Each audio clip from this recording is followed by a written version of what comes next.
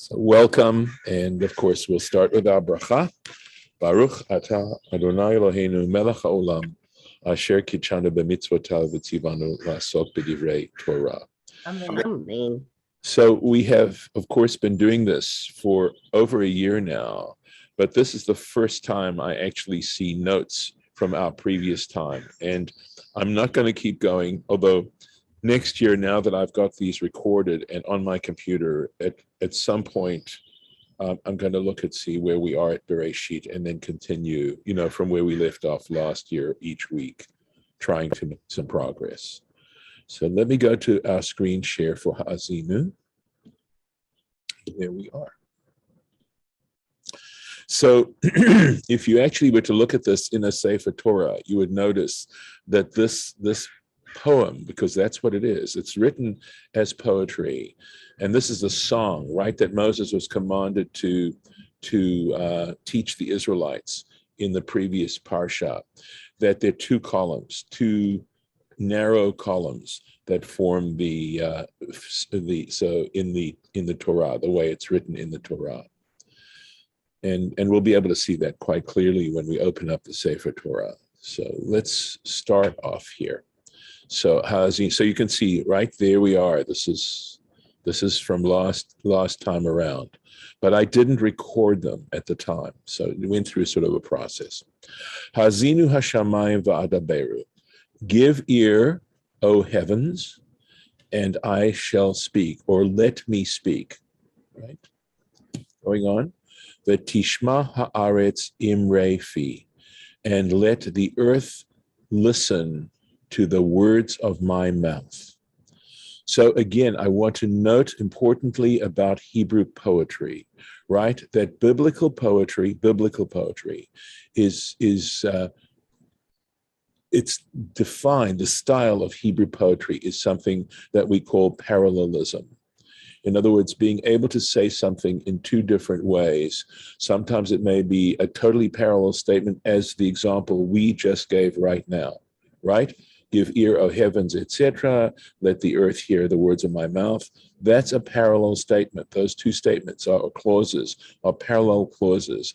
And that's the nature of biblical poetry.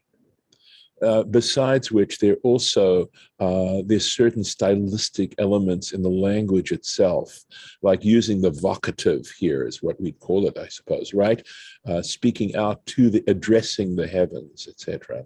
So there's certain other kinds of styles, but the idea of parallelism is very strong. You see many, many examples of this, I believe, in the Psalms. You can definitely see it in Ashrei, and just something to please note, that poetry doesn't always mean meter, and it definitely doesn't always mean rhyme, even though I think many people see poetry in that particular style.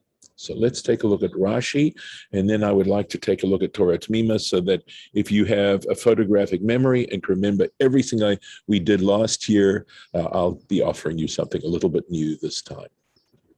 So, Ha'azinu hashamayim, give ear, O heavens. She'ani matre bahem Yisrael, because I am going to ask the heavens and the earth to be witnesses. It's called hatra'ah. I am going to call them to witness against Israel, beYisrael, against Israel. V'atiyu atem edim badavar, and you, that is, the heavens and the earth, shall be witnesses in this matter. Shekach amarti lahem, that this is what I told them, that I told the Israelites, the Jewish people. She'atem tiyu edim, that you shall be the witnesses. V'kein tishma haaretz, and likewise in the statement, listen, O earth. V'lama he'id bahem shamayim ba'aretz. So, okay, let's get back to a more basic question. Why did he choose to call to testify the heavens and the earth? By the way, if someone is not muted, please check and make sure you're muted. I'm hearing some other sounds. Amar Moshe, thank you. Amar Moshe, so this is what Moses was thinking. Ani basar v'adam, literally, I am flesh and blood. That is a an expression that simply means I'm mortal. I'm mortal. Lemachar ani met, tomorrow I will die. And so im yomru Yisrael, and should the Israelites argue, should they say, Lo kibalnu aleinu habrit, we never accepted the covenant. Mi ba umachasham, who can come and contradict them? Lefichach he'id bahem, and for this reason he caused to testify, or he called as witnesses, Shamayim va'aretz, the heavens and the earth. This is actually a very beautiful Rashi, right? Shehem kayamim le'olam. This is pretty clear, right? Because they exist, they will stand eternally. And this little extra piece is sort of interesting. For Od, and not only that, but moreover, she'im yisku, that should the Israelites be meritorious, should they do the right thing, yavohu ha'idim, the witnesses should come, vayitnu scharam, and give them their reward. How in what sense? Hagef titen pirya, the vine will give its fruit, v'ha'aretz titen yivula, and the earth will give its produce, v'hashamayim yitnu talam, and the heavens will give their due. That's DEW. The im yitchavu, on the other hand, should they be guilty, right? Should they go ahead and go against the covenant, right? Tihiyeh habahem yad ha'idim tchila. The hand of the witnesses will be against them to begin with. In other words, so this, just to give you, and he gives you a reference up above in chapter 11, and it says, V'atzar et hashamayim, he will withhold the heavens, v'lo yeh matar, so that there is no rain, v'adama lo titenet yivula, and the earth will no longer put forth its produce. But that expression of the witnesses, the hand of the witnesses should be first, has to do... Who are the witnesses? Who are the witnesses? The angels? Are the angels are witnesses? Harlan, the heaven and the earth. The heaven is going to give rain, and the earth is going to produce wonderful harvests. They're the witnesses. It's poetic. It's poetic. It's metaphoric and poetic. But there's a certain reality to it in the fact that we depend on the heavens and the earth so much. At any rate, I'm sorry? And guess what's happening right now? That I did not fail to notice that. I really think that it is happening. Yes, but I want to stay with this for the time being. Otherwise, I run the risk of getting political, and I don't want to do that. There's a statement in Hebrew that says "Hamaskil Yavin," that is to say, the one of understanding will understand. Right, the enlightened one will understand. So, in other words, you don't have to say it, because if you know it for sure. But still, yeah, thank you, Lisa. Of course, you were reading my mind, right? Okay, let's go back to the point I wanted to make about this, is that in a capital case, where, for example, just as an example, someone is to be, they determine on the basis of witnesses that this person is guilty of a capital offense. The ones to carry out the sentence are the witnesses, and the witnesses have to be the first to carry out the offense. And that really, I think, psychologically is a wonderful warning, because it's so easy to be a backseat, an armchair quarterback, and let other people do the dirty work. And this is saying, no, if you want to accuse someone and they are found guilty on the basis of your accusation, you better be telling the truth, because you're going to have to carry it out. And I have to tell you, and I know I'm recording this, but to me, a punishment, even though I realize that it's cruel and unusual, all right? So I'm just saying this, let's say I'm speaking metaphorically, but not, okay, is that when someone commits a crime, okay, if they do commit a crime, they should be put in a chair, strapped in a chair, and being forced to watch themselves, a film of them committing that crime over and over and over and over again. They should be forced to watch themselves doing it. And I think they would then think twice about what they did. Part of the problem is that when we're overly emotional in terms of committing something that's awful, we don't see ourselves. We're incapable of it. So just an interesting, that's saying that's why the heavens and the earth, the Rashi is making, is that they will both give merit, they will give reward, and they will also punish. Okay, it says, here, this is still a quotation from that Deuteronomy 11 quote, right? That the heavens won't give their rain, they withhold the rain, and the earth will not give its produce. Right? Al yedei ha'ovdei kochavim. And after that, you will perish quickly by means of the idolaters. So not only you're going to have your first, the ones to destroy them are the heavens and the earth, and then that's followed by the idolaters who come in and destroy the land. So they're also involved in the punishment because the community is also involved in this in a regular capital case. Don't hide these things. And it's not, I realize public hangings were entertainment at one point, which is so awful. Although I wonder if it also was to serve as a warning. Let's see if there's any more Rashi. No, that's the Rashi on that. Okay, so I said I would like to do a little Torah Temimah, so that's what I'm going to do now. And here we are, and it's some classic stuff here, all right? And there's also, I think, some clarification, which is very helpful. So first of all, the quotation that he's giving us, which is from the Sifrei, right? The Sifrei being that halachic midrash on Numbers and Deuteronomy.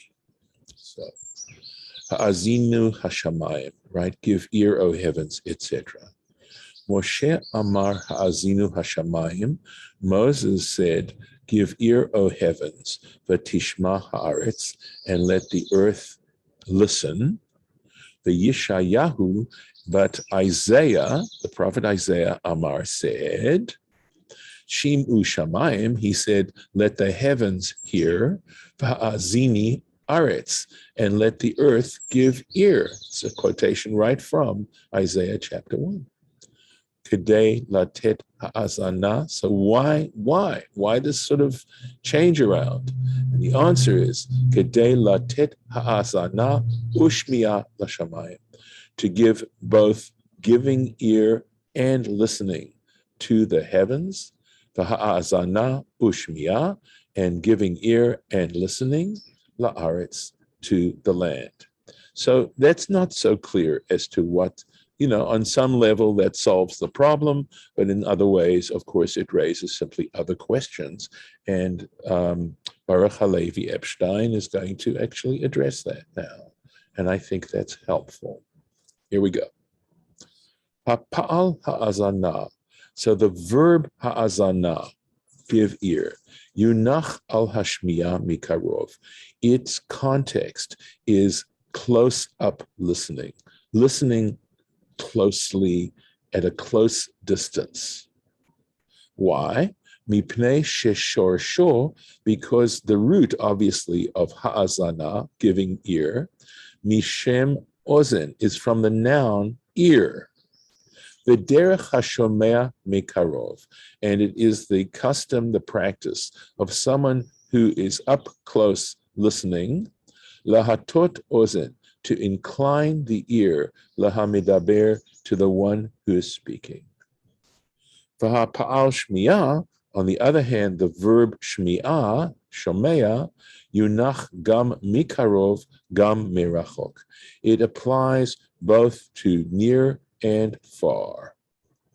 Uvi'ur, and so that's a very basic level of understanding the nature of these roots and their connotations. Uvi'ur hanyan, and to explain this matter, who it is, al derech drash halachi, and that is by means of a halachic, in other words, sort of a legalistic midrash.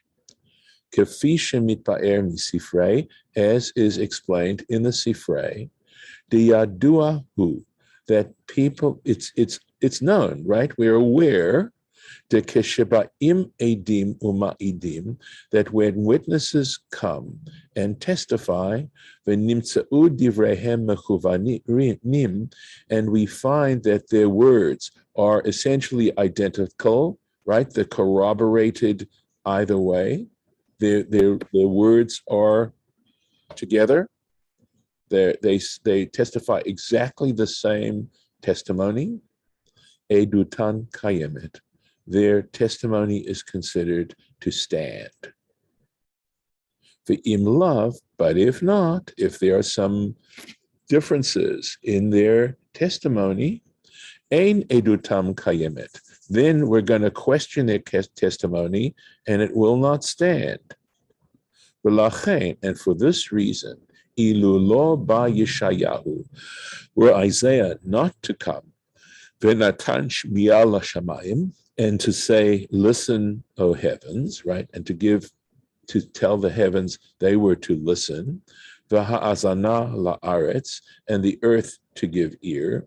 Hayu shamayim me'idim, the heavens would have testified, v'omrim, and say, deshekenikra la'edut, that when they were called to testify, zo b'mei Moshe, this testimony in the days of Moses, she'amar habidoti bachem hayom, because as he says, I call to witness against you today, et hashamayim ve'et haaretz, the heavens and the earth. That's in Parshat Nitzavim, a couple of parshiot ago.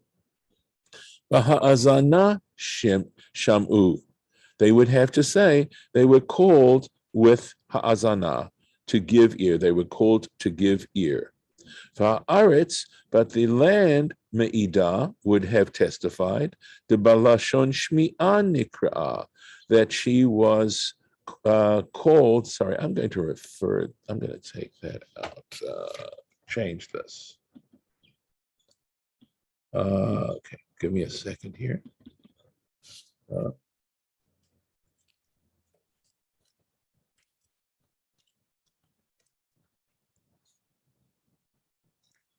Okay, that she was summoned to listen. She was summoned to listen, not to give ear, but to listen. Ve'ein edotam mechuvenet, and so consequently, their testimony wouldn't be completely in sync. Lachen ba Yeshayahu, and for this reason, Isaiah came v'chalaf et hadavar, and he switched around the matter.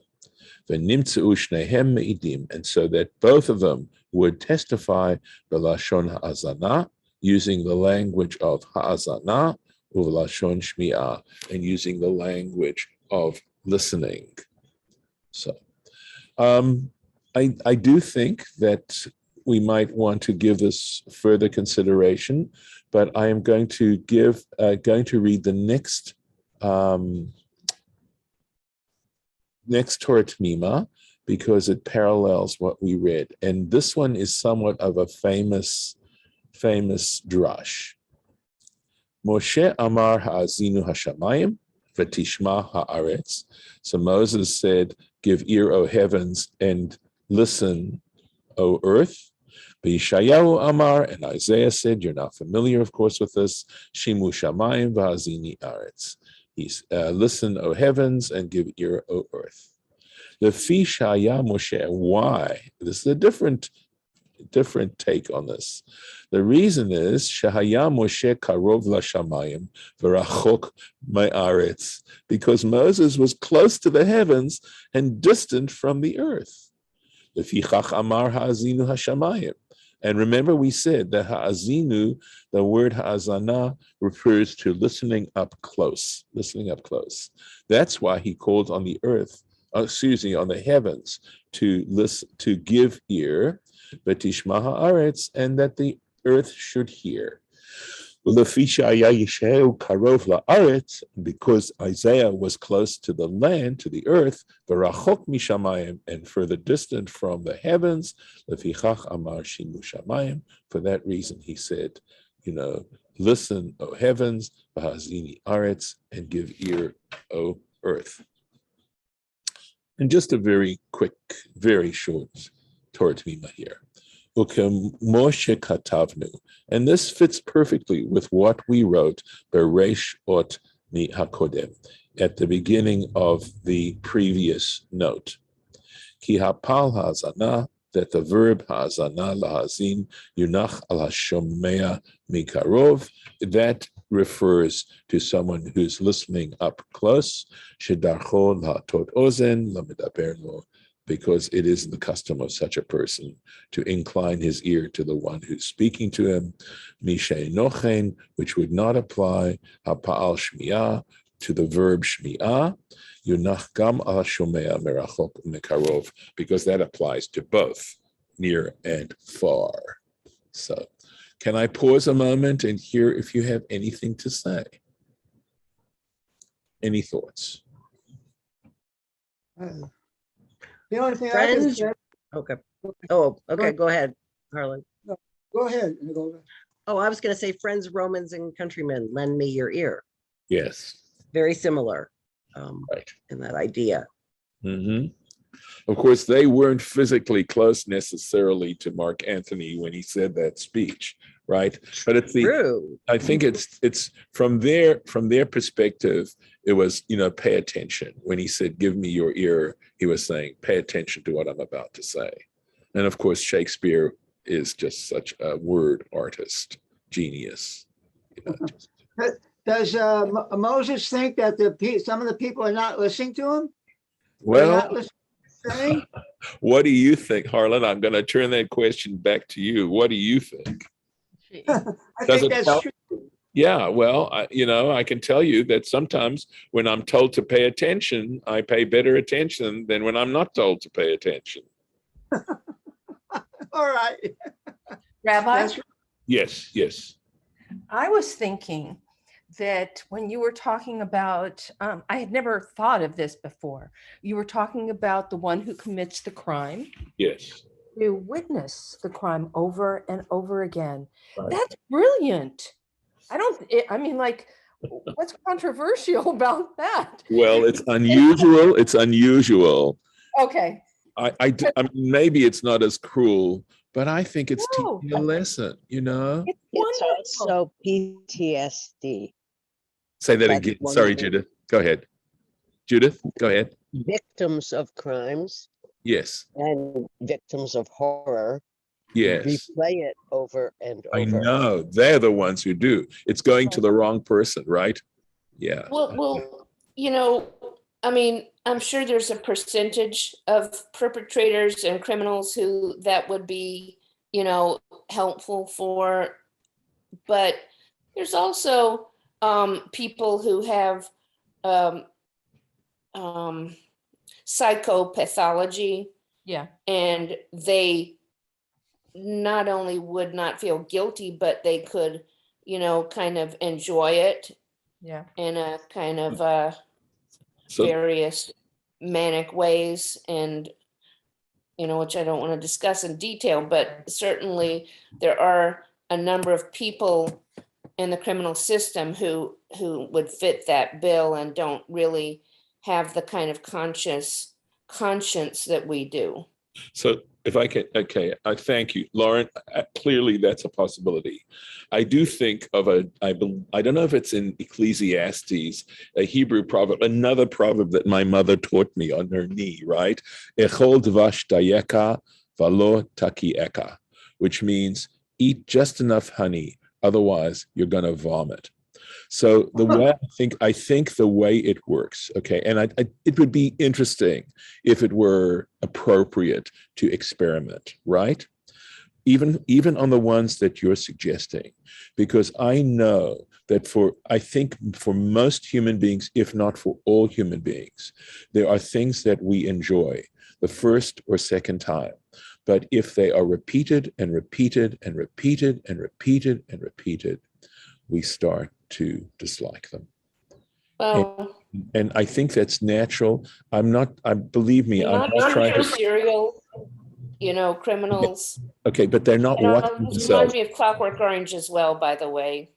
Lauren, the difference is that they're watching it. They're not actually engaged in it. They're having to take, again, I would be up to experimentation, right? And the experimentation would tell us to what degree the theory has any validity to it whatsoever. I was just playing around in my mind based on my knowledge of human nature. They are not But I'm perpetrating it. suggesting that that human nature is eclectic, I can't disagree with you. and you Just can't say- use, Can I say, yeah, can I cookie say cutter something? solutions. Can I say- Go ahead, please. Thank you. It's really hard to get in there. Sorry. No, that's okay. It always is.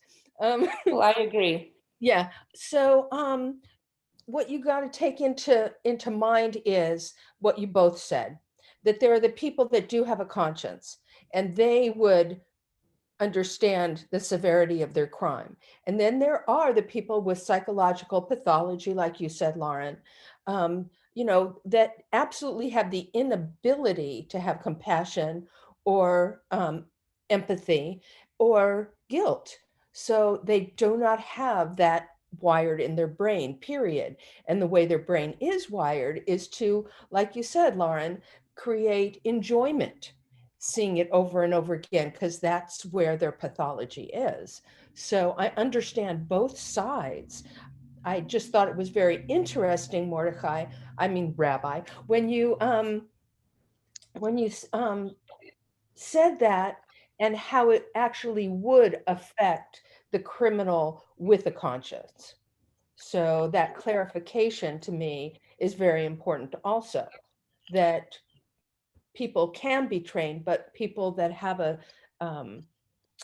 psychosis, many of those diagnoses cannot be retrained.